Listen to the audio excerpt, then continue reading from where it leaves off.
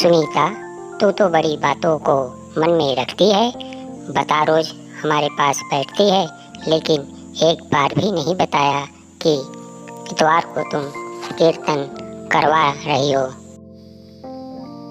अपने पड़ोसन के मुंह से कीर्तन की बात सुनकर सुनीता जी को कुछ समझ नहीं आता भी कैसे। वह तो खुद उसके मुंह से सुन रही थी कि उसकी बहू इतवार को कीर्तन करा रही है, लेकिन घर की इज्जत रखने के लिए वह हंसते हुए बोली, तू भी उड़ा ले मेरे बुढ़ापे का मजाक। तुझे नहीं पता कि आजकल छोटी छोटी बातें भी भूलने लगी हूँ। याद होता तो तुझे ना बताती क्या। हाँ, कह तो सही रही हो। याददाश्त तो आजकल मेरी भी कमज़ोर हो रही है। हे भगवान, देख तो तेरे बातों में लग गई। और बहू ने कहा था कि टमाटर खत्म हो गया है, आते हुए लेते आना। देखो तो बातों के चक्कर में कितना समय लगा दिया। चलो, बहू इंतजार कर रही होगी। दोनों बात करके आगे बढ़ गईं।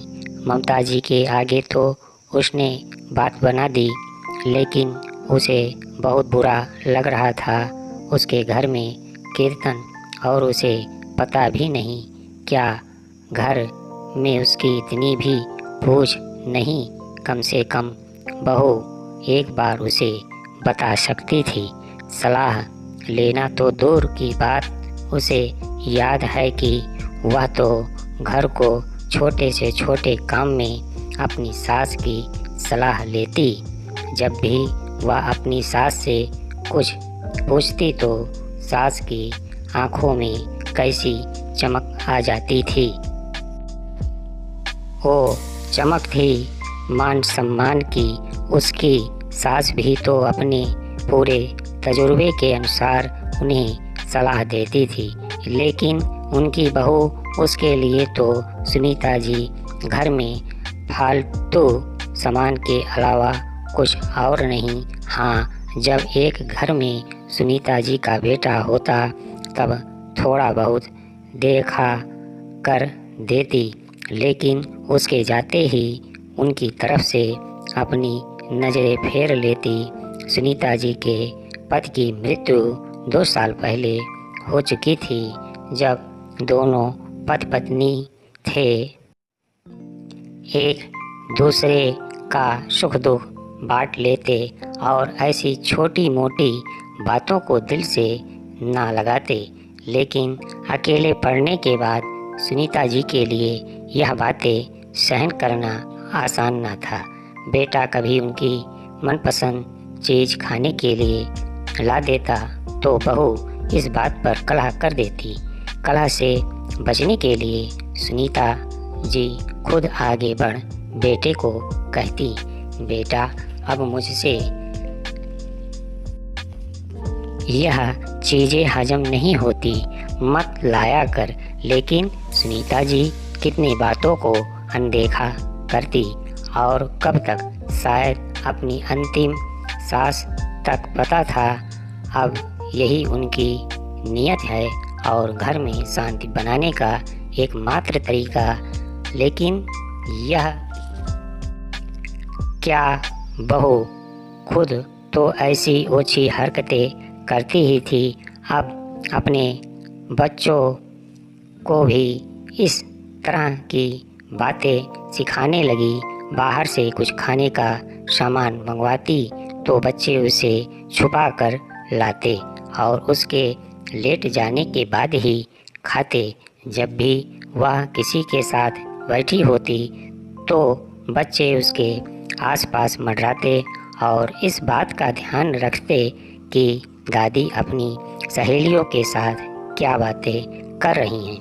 1-2 बार सुनीता जी ने बच्चों को खाने पीने की चीज़ें ले जाते हुए देखकर पूछा भी क्या है, तो बच्चे बातें बनाते हुए कहते हैं, दादी घर का सामान है, हम इसलिए यहाँ बैठे हैं कि अगर आपको या आपकी सहेली को कोई ज़रूरत हो तो आवाज़ ना लगानी पड़ी।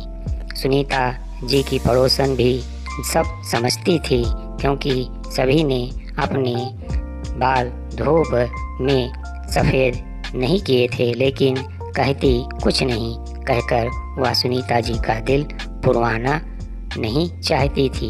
एक दो बार सुनीता जी ने समझाना भी चाहा। बहू, अच्छा लगता है क्या? छोटे बच्चों को तुम यह क्या सिखा रही हो? क्या मैंने खाने पीने की चीज़ें नहीं देखी? मुझसे यह दुराव छुपाव क्यों?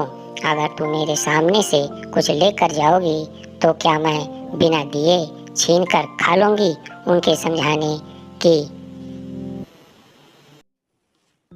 उनकी बहू उल्टा अर्थ लेती और उन पर ही राशन पानी लेकर चढ़ जाती।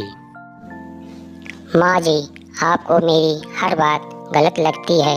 आजकल के बच्चों को सिखाने की ज़रूरत नहीं, जो देखते हैं वही करते हैं। रही बात खाने पीने की, तो आपको यह बात शोभा नहीं देती। अरे, अपनी उम्र में तो देखिए, इस उम्र में भी चटोरापन करोगी तो हमारे ही सिर पर आफत आएगी। आपका क्या पड़ जाओगी बिस्तर पर। बहू, मैं चटोरापन करती तो जिस आदमी की अफसरशाही की तनख्वाह तुम हर महीने गिनती हो और जो इतनी बड़ा घर लिए बैठी हो, वह सब ना होता। हाँ, सही कहा तुमने। आजकल के बच्चे बहुत तेज हैं, वही सीखते हैं। इस बात को ध्यान रखना। शायद तुम्हें दिलाने के लिए मैं रहूं या ना रहूं। इतना कहते हुए सुनीता जी की आंखें गीली हो गईं और इतने सालों बाद आज उनकी बड़ी बहू इतने बड़े मकान के पिछले कमरे में अकेली थी। उनका वही लाडला बेटा जिसने उसने अपनी दादी से चीज़ें छुपा कर लाने की शिक्षा भी दी थी, उस पर पूरी ईमानदारी से अमल करता हुआ रोज़ अपनी बीवी के लिए खाने पीने की चीज़ों के अलावा कपड़े लत्ते लेकर आता। हाँ, उसी अंदाज में जैसे उसने सिखाया था। जब दादी का कमरा खुला हो तो उनके कमरे के आगे से मत आना। अगर वह सामने पड़ जाएं तो सामान को पीछे छुपा लेना। सच, आज उसकी सास यानी कि सुनीता जी नहीं हैं उसे यह सब याद दिलाने के लिए, लेकिन उसकी ज़रूरत नहीं। उसका पोता उसे भूलने ही नहीं देता। उसके पास तो अपनी सास की तरह अच्छी सहेलियां भी तो नहीं, क्योंकि उसने अपने पैसों के मद में कभी पड़ोसी व रिश्तेदारों से बनाकर ही नहीं रखी। अब तो उनका बुढ़ापा और अकेलापन यही उनके दो साथी थे, और तब की बातें याद दिलाने के लिए उनका प्यारा लाडला बेटा